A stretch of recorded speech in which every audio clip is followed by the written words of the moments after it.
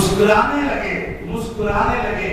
راوی حدیث بیان کرتے ہیں کہ جب اللہ کے رسول صلی اللہ علیہ وسلم اس بات پر مسکرانے لگے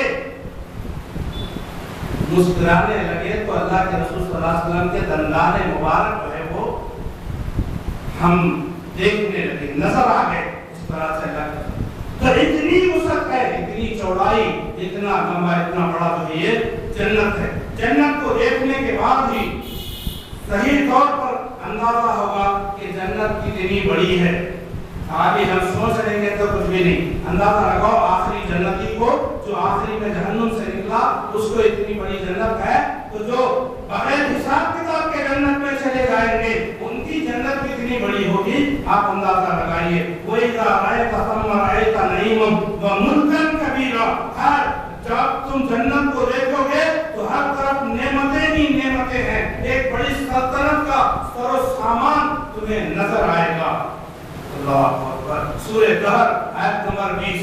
جنت کے درجات, جنت کے 100 درجے ہیں اور ہر درجے میں اتنا فرق ہے جتنا زمین و آسمان کے بیچ میں. 100 درجے ہیں جنت کے, ہر درجے کے بیچ میں ڈسٹنس کتنا ہے؟ زمین و آسمان کے درمیان کا فاصلہ. سب سے اعلیٰ ترین درجہ جو ہے جنت کا, جس کو جنت الفردوس کہا جاتا ہے. اسی لیے اللہ کے رسول صلی اللہ علیہ وسلم نے فرمایا مسلمانوں جب اللہ سے جنت مانگو تو جنت الفردوس کو مانگو. ہاں, اور فردوس سے جنت کی چاروں نہریں نکلتی ہیں.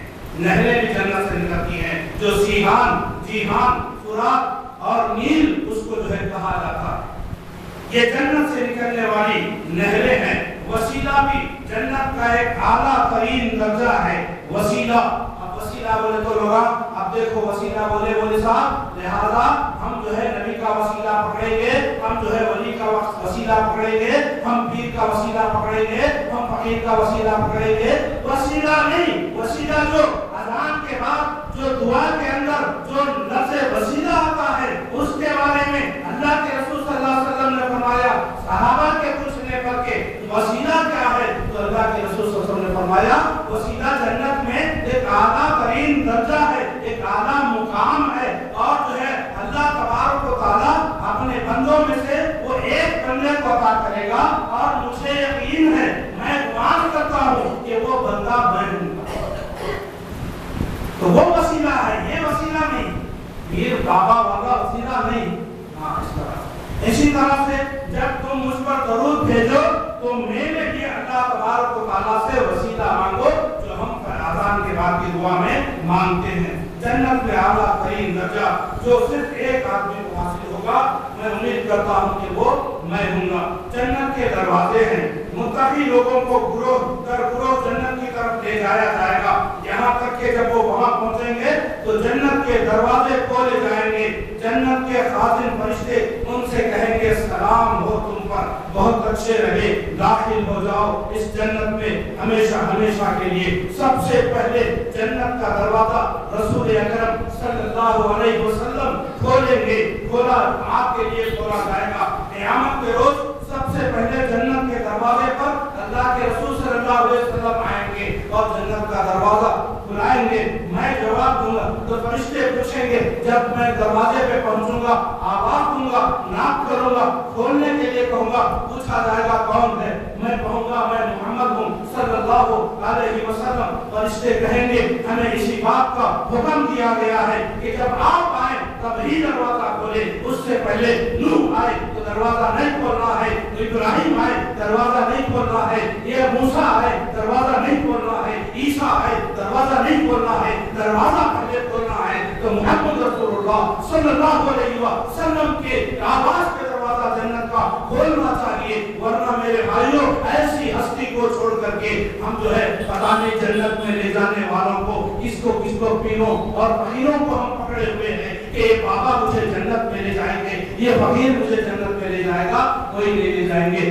نبی کی شفاعت اور اللہ کی رحمت, اللہ کے فضل و کرم سے ہی ہم جنت میں جائیں گے, ورنہ جنت میں نہیں جائیں گے. اور جنت کا جو ہے جنت کے 8 دروازے ہیں. ایک دروازے کی چوڑائی جو ہے, ایک دروازے کی چوڑائی تقریباً 1200 کلومیٹر, जन्नत के 8 दरवाजे हैं, एक दरवाजे की चौड़ाई 1200 किलोमीटर, उसकी चौड़ाई अब लंबी कितनी है ये जो है मुझे इसका जिक्र नहीं, यहाँ पे जिक्र नहीं है, सिर्फ चौड़ाई की बात आई है। लंबाई ज्यादा होती है, दरवाजे की लंबाई ज्यादा होती है, चौड़ाई कम होती है। जब चौड़ाई 1200 किलोमीटर है तो लंबाई कितनी होगी अंदाजा लगा सकते हैं।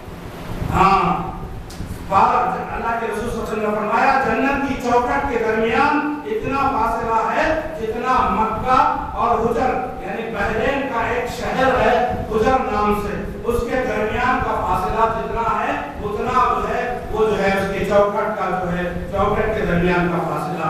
और यानी मक्का और बसरा भी मुल्क शाम का एक शहर है, उसके दरमियान जितना डिस्टेंस है उतना एक जन्नत के दरवाजे की चौड़ाई।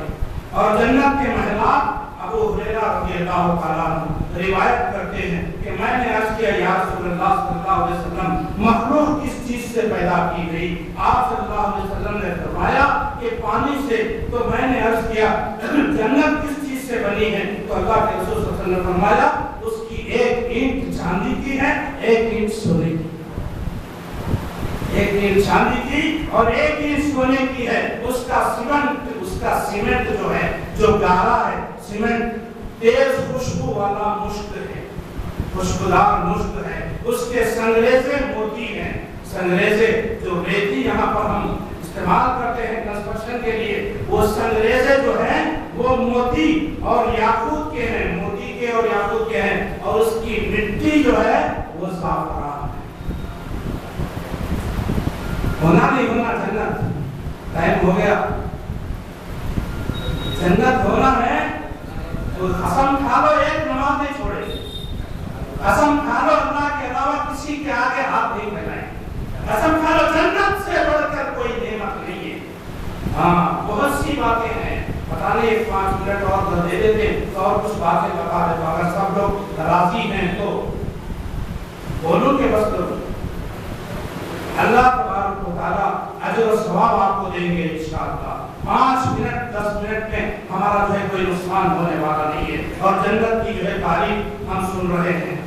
और जन्नतियों के कपड़े कभी पुराने नहीं होंगे और उनकी जवानी कभी फना नहीं होगी, जवानी भी खत्म नहीं, हमेशा जवान। हम चाहते हैं ना बूढ़े हो गए यार मैं अभी जवान होता, अभी मैं जवान होता, बूढ़ा हो जाता, लेकिन जवानी को आदमी पसंद करता। जन्नत में सबसे पहले मर्दों और औरतों का जो ग्रोथ दाखिल होगा उनके चेहरे 14वीं रात की चांद की तरह होंगे, 14वीं रात की चांद की तरह रोशन होंगे। उन्हें धूप नहीं आएगा, ना नाक का रेत आएगा और रफा आदत की जरूरत महसूस नहीं होगी। सिर्फ डकार आएगा, ऐसा पूरा हजम हो जाएगा। इसी तरह से कंगियां वहां की सोने की होंगी, सर करने की कंगियां सोने की, कंगियां सोने की और चांदी के होंगे। अंगेठियों से ऊद की खुशबू निकल रही होगी। जन्नतियों के पसीने से मुश्क की खुशबू आएगी, पसीना निकला तो भी मुश्क की खुशबू आएगी। हर जन्नती के पास 2 बीवियां ऐसी होंगी जिनके हुस्न की वजह से उनकी पिंडली का गोदा गोश्त के अंदर से दिखाई देगा। जन्नती लोगों में बाहमी इख्तिलाफ नहीं होगा, लड़ाई झगड़ा नहीं होगा, दोष नहीं होगा, कीना कपट नहीं होगा। वहां पर इत्तेफाक होगा, इत्तेहाद होगा, मोहब्बत होगी, सलाम एक दूसरे को करेंगे, सलामती, बल्कि एक जान होंगे। सुबह शाम अल्लाह तबारक व तआला की तस्बीह बयान करते रहेंगे। बुखारी की रिवायत है जन्नत के खीमे हैं, हर जन्नती के महल में खूबसूरत खीमे होंगे और जिनमें अहले जन्नत की हूरें क़ियाम पजीर होंगी। हुर्रुम मक़सूरातुन फिल क़ियाम फबिअय्यि आलाइ रब्बिकुमा तुकज़्ज़िबान। अहले जन्नत के लिए हर खीमों में हूरें ठहराई जाएंगी और तुम अपने रब की किन-किन नेमतों पर ठुकराओगे। बहुत सी बातें।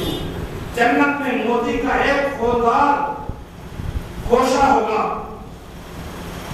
खोलदार खीमा होगा जिसकी चौड़ाई 60 मील होगी। उस खीमे के हर कोने में मोमिन की बीवियां होंगी जिन्हें दूसरे महल के लोग दूरी और उसत की वजह से نہیں دیکھ سکیں گے۔ مومن آپ کی انگلیوں کے درمیان چکر لگاتے رہے گا۔ جنت میں ہر جمعے کے دن بازار لگے گا، جنت میں بازار لگے گا۔ جب جنتی بازار میں جا کر کے واپس اپنے محلوں میں جائیں گے تو ان کے حسن و جمال میں اور اضافہ ہو جائے گا، اور خیموں میں موجود وہ حوریں اور ان کی جو بیویاں ہیں ان کی خوبصورتی میں بھی جو ہے اضافہ ہو جائے گا۔ بہت سی باتیں ہیں میرے بھائیوں، بہرحال یہ اشارہ مجھے مل رہا ہے کہ آپ جو ہے اپنی بات کو روک دیں۔ 5 منٹ کا وقت جو پوچھا گیا تھا وہ شاید نہیں مل رہا ہے۔ اللہ سے دعا ہے اللہ مجھ سے آپ کو کہنے سننے سے زیادہ عمل کی توفیق عطا فرمائے۔ بہت سی باتیں ہیں، سمجھیے میں جو ہے 3 حصوں میں سے شاید ایک حصہ آپ کے سامنے بیان کیا۔ جو میں بیان کرنا چاہتا تھا 3 حصے، لیکن ایک حصہ اس میں سے بیان ہوا ہے۔ ذرا اجازت ملی ہے تھوڑی دیر 5 منٹ بولو۔